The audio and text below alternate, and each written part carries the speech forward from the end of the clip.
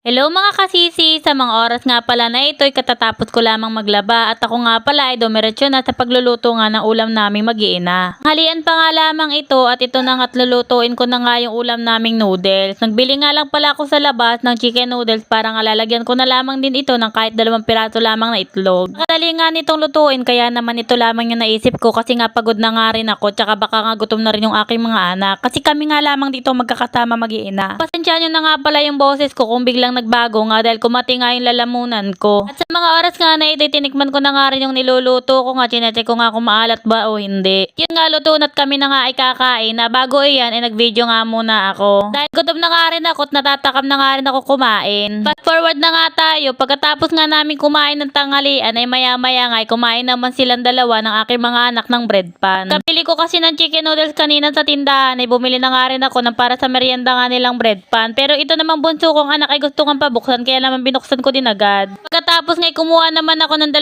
mangkok para naman sa kanilang dalawa para nga hindi sila mag-away pag hiwalayin ko nga yung kanilang mga pagkain. Isa lang kasi yung binili ko kaya naman pinaghati ko na nga lang sa kanilang dalawa. Naghiwalay ko nga yung pagkain nila para nga hindi sila mag-away tapos nakita ko naman nga kanina yung aking bunsong anak na binibigyan niya nga yung kuya niya. Nung maisipan ko nga i-video hindi na nga nagbigay. Tapos nga habang binibigyan naman ng bunso ang kuya ay tawang-tawa naman ng kuya kasi nga nakakaisa siya. Nagbigay din si kuya sa bunso. Fast forward na nga ulit, ito na nga ay hapon at nagluto na naman ako ng aming pagkain nga para sa hapunan. Hapon nga ay Sabado at nakabili naman ako ng gulay sa nag-aalok nga sa amin dito sa bahay. Dumadaan kasi sila at naglalako nga dito. Kaya naman napabili naman ako ng chopsoy tsaka ng sitaw. Pero inuna ko na nga lutuin itong chopsoy para nga hindi masira at alam ko naman masarap ito. Una ko na nga igisa ito sa bawang sibuyas tapos nilagyan ko na nga rin pala ito ng paminta. Habang hinahalo-halo ko nga sinusunod ko na nga rin pala itong manok. At pagkatapos ko nga isunod yung manok ay hinalo-halo ko na nga rin pala ito hanggang sa maluto at magisa din. Habang hinahalo-halo ko nga ito ng maayos para nga maluto sa sarsa tapos nilagyan ko nga din pala ito ng chicken cube na kalahati lamang. Meron kasi ako natirang chicken cube na kalahati. Pag nagluluto kasi ako ng ulam na nilalagyan ko naman ng chicken cube o kaya ng pork cube kalahati nga lamang para nga makatipid. Para hindi nga umalat yung niluluto ko at matansya ko nga yung panlasa ko. Isusunod ko din naman yung mga gulay. Ito nga palang mga gulay na ito ay magkakasama na nga pala dito sa repolyo. Nakabalot nga pala ito, binebenta nga pala ng 25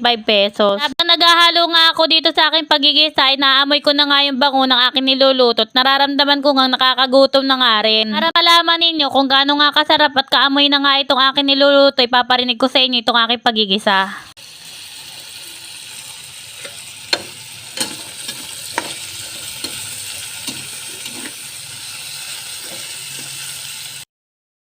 O ayan, narinig nyo na nga ba? Talagang nakakagutom nga dito sa aking pagigisa at hindi naman ako kanina nagugutom pero mukha na ako nagugutom. Ang oras nga na ito sinusulit ko na nga itong pagluluto ko kasi nga ako nga ay walang mga bata na inaalagaan dahil mga tulog na nga sila. So late na nga sila sa kanilang pagtulog dahil hapon na nga pero hinayaan ko lamang. At ito na nga at nilagyan ko na nga rin pala ng tubig at aantayin ko na nga lang din kumulo. Tapos nilagyan ko nga pala ito ng Mamacita sauce. At aantayin ko na nga rin pala itong kumulo at isusunod ko na nga rin pala yung gulay na repolyo. Magkakasama nga pala silang nakabalot. Hiwa ko nga din pala ng maninipis. Ito nga sayote tapos karot. Kakain nga yung aking mga anak ay hindi nga sila mabulunan at hindi sila mahirapan. Para nga maninipis at maniliit lamang yung hiwa. At pagkalagay ko nga ng repolyo, yaantayin ko na nga rin kumulot. Maya-maya nga aahunin ko na. Hanggang dito na lamang makasisi ang aking video. Salamat po sa panonood. Sana po suportahan nyo at panoorin nyo po hanggang sa matapos. Follow na nga rin po ang Jenny Rose Villaverde. Salamat po ulit sa panonood.